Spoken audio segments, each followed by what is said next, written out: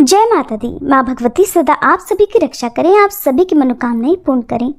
अगर आप नवरात्रि के व्रत रख रहे हैं तो आपको सुबह और शाम दोनों ही समय विधि विधान से माँ की पूजा करनी चाहिए। नवरात्रि के दिनों में सुबह जल्दी उठकर घर की साफ सफाई करके फिर स्नान करके सूर्य देवता को जल अर्पित करना चाहिए, अपने पितरों को जल अर्पित करना चाहिए, फिर मंदिर में और पूरे घर में गंगा जल का छिड़काव जरूर करना चाहिए। हो सके तो अपने घर के मुख्य द्वार पर आप हर दिन ही नया तोरण भी बांध सकते हैं। हर दिन यदि नहीं बांध पाते हैं तो पहले या फिर आखिरी दिन घर के मुख्य द्वार पर तोरण जरूर बांधें। फूल माला भी लगा सकते हैं। तोरण बांधने से घर परिवार को या घर की सुख समृद्धि को किसी की नज़र नहीं लगती है। सबसे पहले आपने जो भी माता को एक दिन पहले फूल अर्पित किए हैं तो पूजा करने से पहले आपको मंदिर की कुछ साफ सफाई करनी जरूरी होती है। जितने भी बासी फूल हैं आप उन्हें हटा लीजिए। यदि आपने पान का भोग माता को अर्पित किया हुआ है या इलायची सुपारी का भोग अर्पित किया हुआ है आप उन्हें हटा लें। हालांकि जो भोग माँ को अर्पित किया जाता है उसे कभी भी दिन भर के लिए या रात भर के लिए माता की चौकी पर नहीं रखा जाता है। भोग को तुरंत ही वहाँ से हटा लेना चाहिए। फल हो या मिठाइयाँ हो तो वो तो आप लोग ग्रहण कर लेते होंगे, लेकिन जब पान सुपारी इलायची का भोग माता को अर्पित करते हैं तो फिर ऐसे में यदि आपने शाम की पूजा की है तो अगले दिन जब आप हटाएंगे तो पान के पत्तों को सभी को एक तरफ रख लें, एक अलग से पात्र में आप रखते रहिए ताकि पूरे 9 दिन की पूजा में जितने भी आपने पान प्रयोग किए हैं अंतिम दिन उनका विसर्जन विधि विधान से किया जा सके। लौंग का जोड़ा हो या सुपारी हो उन्हें भी इसी प्रकार से आप हटा लें। फिर सबसे पहले गणेश जी को गंगा जल का छींटा लगाएंगे, उन्हें सिंदूर का तिलक लगाएंगे, फूल माला अर्पित करेंगे, फूल अर्पित करेंगे। इसी प्रकार से माँ भगवती के जिस भी रूप की पूजा आपको करनी है, जैसे कि दूसरे दिन ब्रह्मचारिणी के, तीसरे दिन आपको माँ चंद्रघंटा की पूजा करनी होती है। तो माँ चंद्रघंटा की आप मूर्ति या तस्वीर यदि आप है तो आप उन्हें गंगा जल का छींटा लगाकर स्नान करें। ध्यान रखें कि मूर्ति को अपनी जगह से बिल्कुल भी नहीं हिलाना होता है। आप बाकी दिनों में केवल छींटा लगाकर उन्हें स्नान करा सकते हैं, स्नान का भाव कर सकते हैं। माँ की फूल माला भी आपको हर दिन बदलनी चाहिए। बासी फूल कभी भी माता के पास ना छोड़ें और फिर माता को फूल अर्पित करके, फूल माला अर्पित करके माँ को तिलक लगाएं, अबीर गुलाल अर्पित करें। और यदि सुहागिन महिलाएं हैं तो माता की मांग में सिंदूर भरें और उसी को आशीर्वाद रूप में फिर अपनी मांग में भी लगा सकते हैं। धूप दीप जलाएं और अपने हाथ में जल और पुष्प लेकर नवरात्रि का जो भी दिन हो उस दिन जिस भी माता की पूजा की जाती हो उनका ध्यान करते हुए व्रत रखने का संकल्प लें। यदि व्रत नहीं रख रहे हैं, पूजा ही कर रहे हैं तो पूजा करने का संकल्प लें। नवरात्रि के हर दिन आपको संकल्प भी लेना जरूर चाहिए। जैसे कि आज माँ चंद्रघंटा का दिन है तो हाथ में जल और पुष्प लेकर कहें कि हे माँ चंद्रघंटे, आज मैं पूर्ण श्रद्धा और भक्ति भाव से नवरात्रि के तीसरे दिन का उपवास रखने जा रही हूँ। आपकी कृपा से इस व्रत को करने में मुझे कोई भी बाधा विघ्न न आए और आपकी कृपा से मेरा आज का व्रत भी पूर्ण हो। इस प्रकार संकल्पित जल को माता के चरणों में अर्पित कर दिया जाता है। फिर आपको श्री दुर्गा सप्तशती का पाठ पहले पढ़ना चाहिए। दुर्गा सप्तशती का जो भी पाठ आज के दिन पढ़ा जाता है वो आप पढ़ सकते हैं या मोबाइल आदि में सुन सकते हैं और उसके बाद आपको व्रत की कथा पढ़नी और सुननी चाहिए। जैसे आज चंद्रघंटा माँ का दिन है तो आज की जो भी कथा है, माँ के पूजन मंत्र हैं, आरती है, वो आपको आज के दिन करनी चाहिए। हर दिन दुर्गा चालीसा का पाठ सुबह के समय जरूर करें। सबसे अंत में आरती करके माता रानी को आरती करने के बाद भोग लगाएं। भोग विशेष चीज़ों का आप लगा सकते हैं। कोई खास चीज़ आपके पास ना हो तो आप केवल फलों का और मिठाइयों का या सूखे मेवों का भोग माँ को लगा सकते हैं। इलायची का, मिश्री का भोग भी लगा सकते हैं। आरती हमेशा कपूर जलाकर करें और फिर उस आरती को अपने पूरे घर में घुमाना चाहिए। परिवार के सदस्यों को भी आरती लेनी चाहिए। जब आप आरती ले लेते हैं तो सबसे अंत में हम अग्यारी भी करते हैं। अग्यारी के रूप में हम माता को जो भोग अर्पित करते हैं वो अग्नि देवता के माध्यम से माता रानी तक पहुंच जाता है। तो यदि आप भी रोज करते हो तो सुबह के समय ही अग्यारी यानी छोटा हवन किया जाता है।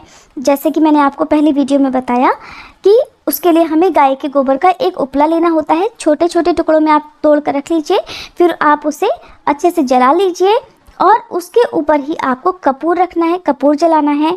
जब उसमें अग्नि प्रज्वलित हो जाती है तो उस अग्नि में आपको थोड़ी सी हवन सामग्री डालनी होती है। हवन सामग्री नहीं भी है तो लौंग का एक जोड़ा आपको घी में डुबोना है। परिवार के सभी सदस्यों को एक एक जोड़ा अपने नाम से इस अग्नि में समर्पित करना चाहिए।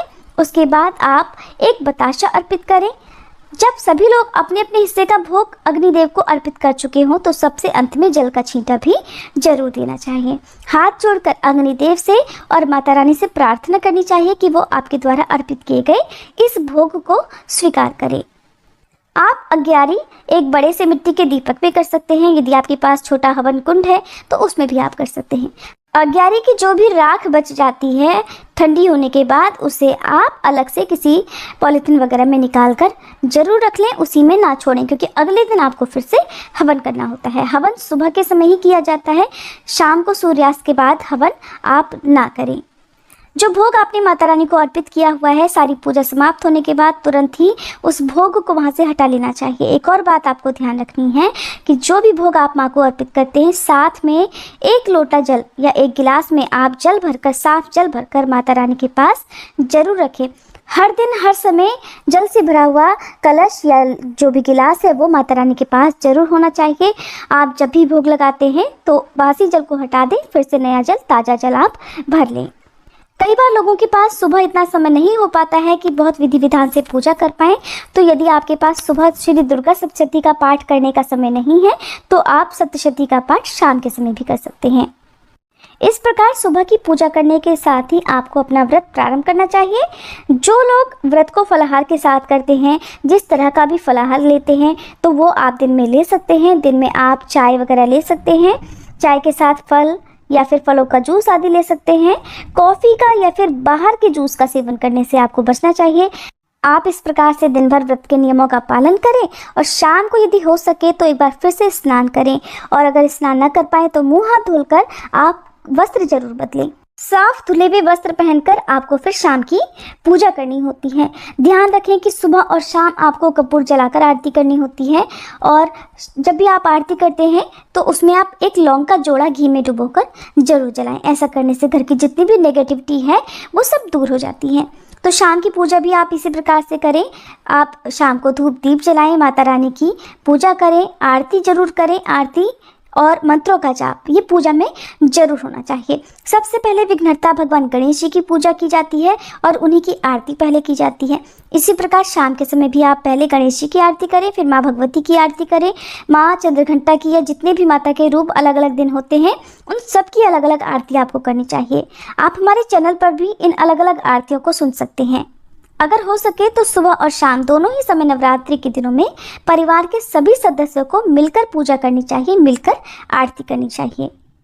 और यदि आसपास कोई देवी मंदिर हो तो आटे का एक दीपक शाम के समय देवी माँ के मंदिर में जलाकर आएँ। आपकी कोई विशेष मनोकामना है उसकी पूर्ति के लिए आप माँ से मन्नत मांगे कि आपकी मन्नत पूरी होने पर आप कितनी संख्या में दीप जला सकते हैं, इस बात का भी आप संकल्प ले सकते हैं।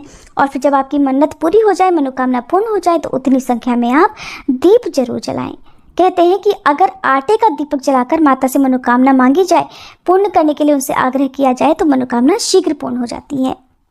अगर आपने कलश की स्थापना की हुई है तो सुबह और शाम जो भी आप दीप जलाते हैं उसी दीप से आपको कलश की भी पूजा करनी चाहिए। अखंड ज्योत यदि आपने जलाई है तो उस दीपक को आप भूले से भी ना हटाएं। अखंड ज्योत के अलावा आपको एक अलग से दीपक जलाकर ही उससे आरती करनी चाहिए। और अगर आप सुबह शाम वाला दीपक जलाते हैं, केवल सुबह और शाम वाला, तो आप उससे आरती कर सकते हैं। ध्यान रखें कि आपको हर दिन अपने कुल देवी देवताओं का भी, और आप जिन जिन भगवान को, जिन जिन माता रानी को मानते हैं, उन सब का भी पूजन और ध्यान करना है। ये थी आज की वीडियो। अगर आपका कोई भी प्रश्न हो तो आप कमेंट बॉक्स में पूछ सकते हैं। जानकारी अगर अच्छी लगी हो तो वीडियो को लाइक जरूर कीजिएगा।